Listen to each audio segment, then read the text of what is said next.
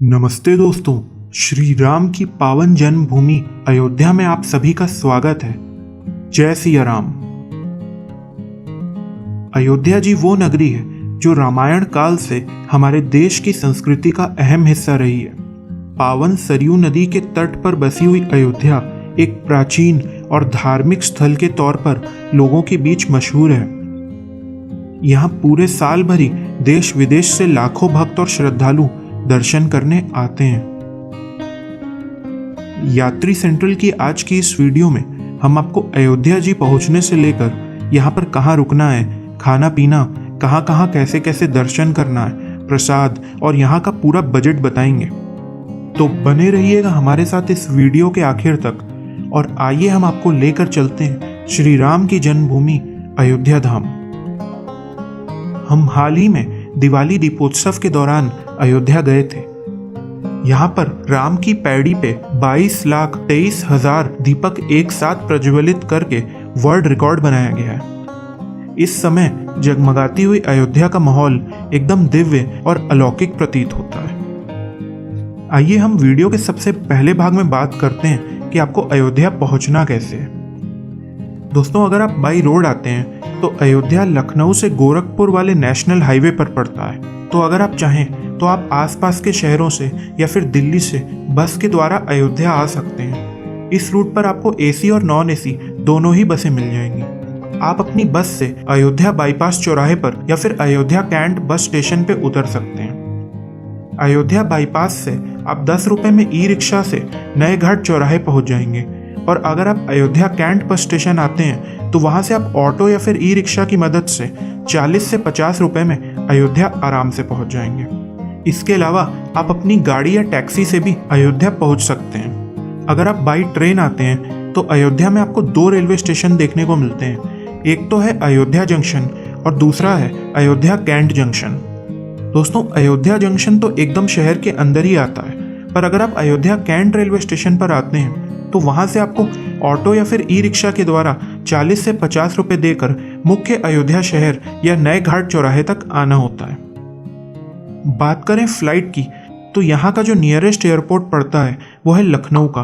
तो आप लखनऊ के एयरपोर्ट पर आकर वहां से बस, ट्रेन या फिर टैक्सी लेकर अयोध्या आराम से पहुंच सकते हैं। आप सभी भक्त अगर अयोध्या सुबह सुबह पहुंच जाते हैं तो आप पूरे दिन भर में सभी मंदिरों के दर्शन को करके शाम को सरयू नदी की आरती में शामिल होकर रात तक अपने अपने शहरों के लिए वापसी की यात्रा कर सकते हैं। परंतु अगर आप यहाँ पर रुकना चाहते हैं तो आप यहाँ पर 1 या 2 दिन का नाइट स्टे भी बना सकते हैं। इसके लिए हमने इस वीडियो के आखिरी में यहाँ पे रुकने के ऑप्शंस के बारे में बात की है। अयोध्या पहुँच जाने के बाद आप सबसे पहले पहुँच जाइए यहाँ के नए घाट चौराहे पर। दोस्तों, इसे लता मंगेशकर चौराहा भी कहा जाता है। यहाँ पर आपको 40 फीट लंबी और 14 टन वजनी वीणा की स्टैचू देखने को मिलेगी। यहीं पर पास ही में राम की पैड़ी स्थित है। ऐसी मान्यता है कि अयोध्या के सभी मंदिरों में दर्शन करने से पहले आप यहाँ पर सरयू नदी में डुबकी जरूर लगाइए।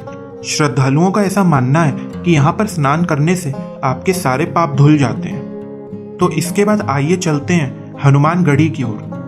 नए घाट चौराहे से आप 10 रुपए देकर आसानी से ई रिक्शा से हनुमानगढ़ी पहुंच सकते हैं। आप रास्ते में यहाँ पर देख रहे होंगे कि अयोध्या में बहुत तेजी से विकास कार्य चल रहा है। रोड्स के चौड़ीकरण होने के साथ साथ सभी दुकानों को एक ही ढंग में सजाया जा रहा है। सन 2024 तक ये सभी कार्य कंप्लीट हो जाएगा। दोस्तों, हनुमानगढ़ी श्री राम जन्मभूमि मंदिर, कनक भवन और दशरथ महल 1-2 किलोमीटर के रेडियस में ही आते हैं और आसपास ही स्थित हैं। जैसा कि आप यहाँ देख सकते हैं, मंदिर की ओर जाने वाले मार्ग को भक्ति पथ के नाम से विकसित किया जा रहा है। ऐसा माना जाता है कि राम जन्मभूमि मंदिर दर्शन करने से पहले यहाँ पर हनुमान जी के दर्शन करने चाहिए। लंका विजय करने के बाद जब भगवान राम अयोध्या आए थे तब से हनुमान जी यहीं पर विराजमान है और राम जन्मभूमि और रामकोट की रक्षा करते हैं। इसी कारण इसका नाम हनुमानगढ़ी पड़ा है। इसे बजरंग बली का घर भी कहा जाता है। मंदिर के बाहर ही आपको प्रसाद की बहुत सी दुकानें मिल जाएंगी। तो आप यहाँ से प्रसाद लेकर चाहे तो अपने जूते चप्पल इन्हीं दुकानों पर रख के आगे बढ़ जाइए मंदिर की ओर। हनुमानगढ़ी मंदिर राजद्वार के सामने ऊंचे टीले पर बना हुआ है। ऊपर मंदिर तक पहुंचने के लिए हमको 76 सीढ़ियां चढ़नी होती हैं। इस मंदिर की सभी दीवारों पर हनुमान चालीसा और चौपाइयां लिखी हुई हैं। पवन पुत्र हनुमान यहीं पर रहते हुए अयोध्या धाम की रक्षा करते हैं।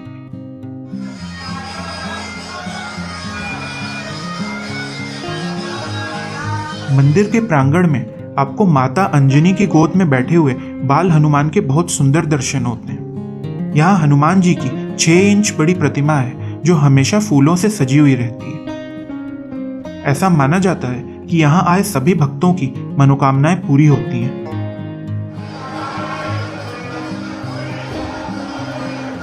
तो आप भी कुछ पल यहाँ मंदिर के प्रांगण में व्यतीत करिए, अपनी मनोकामनाएं मांगिए और सीताराम जी का भजन गुनगुनाते हुए आ जाइए बाहर।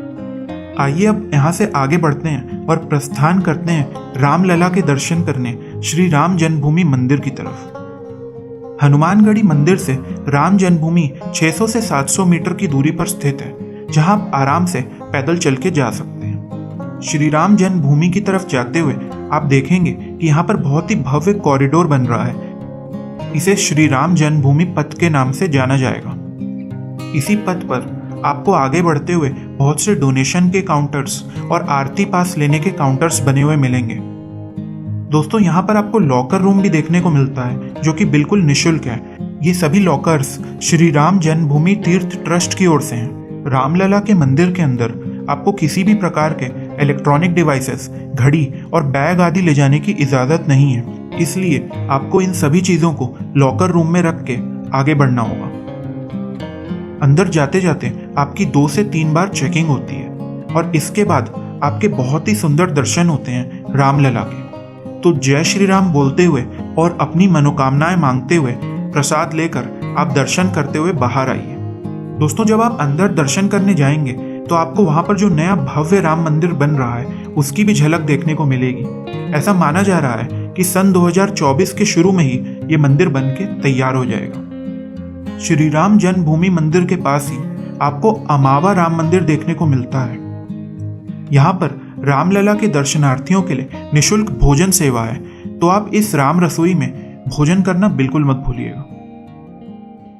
आइए इसके बाद हम आगे बढ़ते हैं कनक भवन की ओर।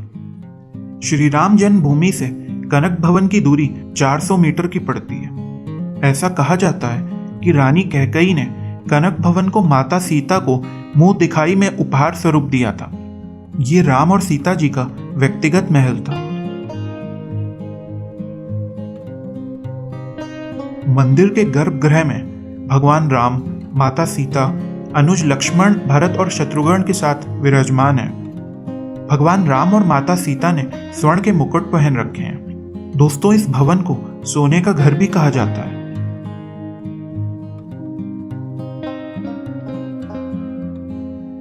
ये एक बहुत ही विशाल और सुंदर वास्तुकला के साथ बना हुआ महल है और यहाँ का विशाल आंगन इसकी सुंदरता को और भी बढ़ा देता है। ये देखिए, यहाँ पर कनक भवन के अंदर कुछ कमरे भी बने हुए हैं जिनको देखते हुए आप बाहर की तरफ आ सकते हैं। अगर आप शाम में अंधेरा होने के बाद कनक भवन आते हैं तो लाइट की रोशनी में नहाया हुआ ये महल बहुत ही खूबसूरत प्रतीत होता है। कनक भवन के आसपास आपको बहुत से भोजनालय आदि देखने को मिलते हैं, तो आप यहाँ पर खाना पीना भी कर सकते हैं। अयोध्या में आपको हर जगह ही सादा, अच्छा और शुद्ध शाकाहारी खाना मिल जाता है। आइए इसके बाद हम बढ़ते हैं दशरथ महल की ओर। ऐसी मान्यता है कि राजा दशरथ ने त्रेता युग में इस महल की स्थापना की थी। दशरथ महल का मुख्य द्वार बहुत ही सुंदर बना हुआ है। अंदर पहुंचकर आपको एक मंदिर मिलेगा जहां पर चक्रवर्ती महाराज दशरथ और रामलला के साथ साथ उनका पूरा परिवार विराजमान है। यहीं पर राजा दशरथ की सभा लगती थी और वो अपने मंत्रियों के साथ बैठा करते थे और ऐसा माना जाता है कि इसी स्थान पर श्री राम जी को वनवास जाने का आदेश सुनाया गया था।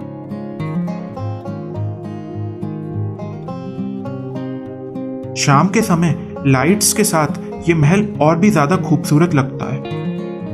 दोस्तों, जब आप इन चारों मंदिरों में दर्शन करने के बाद बाहर की तरफ बढ़ेंगे तो आपको राजद्वार मंदिर देखने को मिलेगा।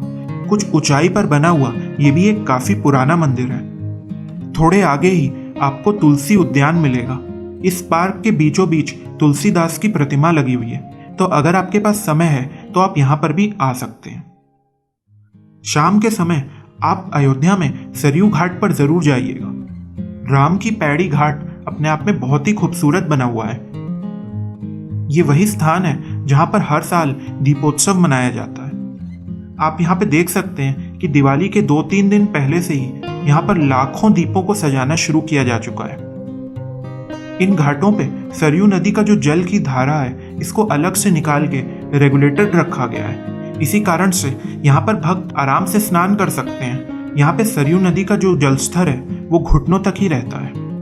घाट के पास ही आपको एक प्राचीन नागेश्वर नाथ मंदिर देखने को मिलेगा। अयोध्या में इस मंदिर की काफी मान्यता है, तो आप यहाँ पर जाकर अंदर शंकर भगवान के दर्शन जरूर करिएगा। ऐसी मान्यता है कि भोलेनाथ के इस मंदिर की स्थापना भगवान राम के सुपुत्र कुश ने की थी। दोस्तों, राम की पैड़ी के बराबर में ही नए सरयू घाट बने हुए हैं, जहां पर आप जाकर बोटिंग भी कर सकते हैं। ये नए घाट बहुत ही साफ सुथरे हैं और यहाँ पर आपको वॉशरूम के साथ साथ चेंजिंग रूम भी देखने को मिल जाता है। आप शाम के समय में यहाँ पर सरयू आरती में सम्मिलित हो सकते हैं। यहाँ का वातावरण बहुत ही दिव्य और अलौकिक रहता है। चलिए दोस्तों, अब हम वीडियो में आगे बढ़ते हैं और बात करते हैं कि अगर आप अयोध्या में रुकना चाहते हैं तो आपके पास क्या ऑप्शंस हैं। अयोध्या नगरी में होटल बहुत ही नॉमिनल रेट में मिल जाते हैं। रेलवे स्टेशन के आसपास 700-800 रुपए से लेकर 1000-2000 तक आपको होटल रूम बहुत आसानी से मिल जाएगा। इसके अलावा यहाँ पर बहुत सी धर्मशालाएं भी हैं, जिसमें आप 300 से 400-500 रुपए में आराम से रात बिता सकते हैं। राम जन्मभूमि, हनुमानगढ़ी और कनक भवन के पास बहुत से गेस्ट हाउस और धर्मशाला हैं। इनमें बिरला धर्मशाला, श्री धर्मशाला, महाराष्ट्र धर्मशाला, वैद्य जी की धर्मशाला, राम श्याम होटल, चंद्र गेस्ट हाउस, हनुमंत पैलेस आदि शामिल हैं। बात करें खाने पीने की, तो अयोध्या में आपको इसकी कोई प्रॉब्लम नहीं होगी। यहाँ पर हर जगह शुद्ध शाकाहारी और अच्छा खाना काफी कम कीमत में मिल जाता है। थाली सिस्टम के हिसाब से आप 100 रुपए में आराम से खाना खा लेंगे। यहाँ आपको बहुत से अच्छे अच्छे रेस्टोरेंट्स और भोजनालय हर कुछ दूरी पे देखने को मिल जाएंगे। इसके अलावा जैसा कि हमने वीडियो में पहले बताया, अगर आप निःशुल्क भोजन करना चाहते हैं तो आप श्री राम जन्मभूमि मंदिर के पास ही अमावा राम मंदिर में राम रसोई में जाकर निःशुल्क भोजन कर सकते हैं। आइए वीडियो के आखिर में हम बात करते हैं खर्चे की। दोस्तों, श्री पावन धाम अयोध्या की यात्रा आप बहुत ही कम खर्चे में कर सकते हैं। अगर आप यहाँ पर सुबह आकर दिन भर दर्शन करके घूम घाम के शाम को या रात तक वापस लौट जाते हैं तो मानकर चलिए आप 500 से 1000 रुपए के अंदर अंदर ही आराम से यहाँ पर घूम लेंगे। इसमें मैंने आपका यहाँ पे लोकल खाना पीना, प्रसाद और ई रिक्शा या टेम्पू आदि के खर्चे को जोड़ा है। अगर आप यहाँ पर एक दिन रुकते भी हैं तो इस खर्चे में आप लगभग 800 से 1000 रुपए और जोड़ लीजिए और आप 1500 से 2000 रुपए में आराम से ये यात्रा पूरी कर लेंगे। तो किस चीज़ का इंतज़ार है आपको? जल्द ही योजना बनाइए श्री पावन धाम अयोध्या आने की और दर्शन करिए श्री राम जी की। जय श्री राम। अगर आपके मन में अयोध्या से संबंधित कोई भी सवाल है या इस वीडियो से संबंधित कोई भी सुझाव है तो हमें नीचे कमेंट बॉक्स में लिखना बिल्कुल मत भूलिएगा और सब्सक्राइब करके ही जाइएगा हमारे चैनल यात्री सेंट्रल को। शेयर कर दीजिएगा इस वीडियो को अपने दोस्तों और परिवारजनों के साथ, जिनके साथ आप अयोध्या धाम जाने का प्लान कर रहे हैं। मैं मिलता हूं आपसे बहुत ही जल्द एक नए वीडियो में। सभी भक्तों को जय श्री राम।